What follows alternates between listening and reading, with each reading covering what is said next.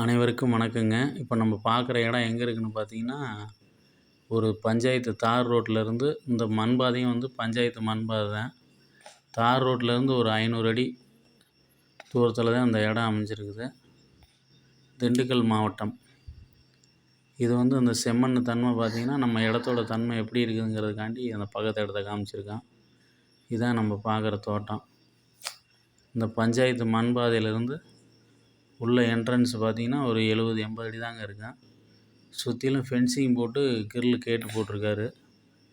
உள்ளே தெரிகிற பண்ணை வீடு வரைக்கும் பார்த்தீங்கன்னா, 2 சைடும் தென்னங்கன்று பார்டரில் ஓரத்தில் 2 சைடுமே தென்னங்கன்று ப்ளஸ் ஒரு பல வகை கன்றுலாம் வச்சுருக்காரு. 3½ ஏக்கர் பரப்பளவு. 3½ ஏக்கர் பரப்பளவுமே எல்லாமே பார்த்தீங்கன்னா, மர வகை கன்று தான். 100 தென்னை மரம், 200 மாங்கன்று, கொய்யா கன்றும் இடையில வச்சுருக்காரு. ஒரு சில வேறு மரக்கன்றுகளும் இருக்குது. ஃபுல்லாமே மர வகை தான். எல்லாம் ட்ரிப் சேவரில் பாஞ்சிக்கிட்டு இருக்குது.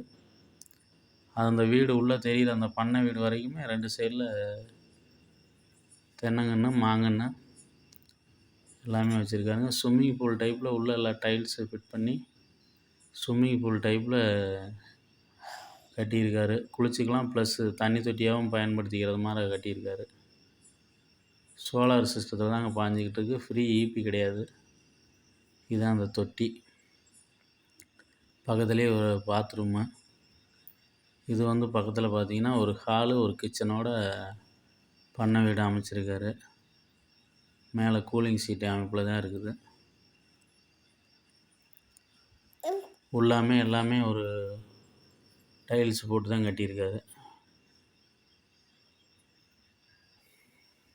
தோட்டம், பண்ணை வீடு இந்த அமைப்பில் வேணுங்கிறவங்களுக்கு இந்த இடம் சரியானதாக இருக்கும். இதுதான் அந்த பண்ணை வீடுங்க.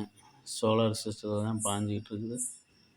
ஒரு போர்வெல் ஒன்று இருக்குது. எல்லாம் அந்த போர் தண்ணி தான் எல்லாத்துக்கும் சப்ளை ஆகிட்டு இருக்குது.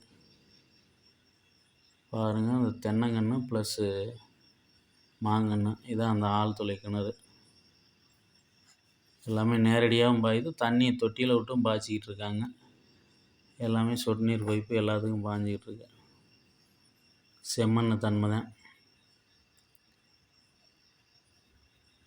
இதில் தான் பார்த்தீங்கன்னா, மாங்கன்றுக்கு இடையில கொய்யா கன்றும் வச்சுருக்காரு. அது எல்லாம் காப்பில் இருக்குது.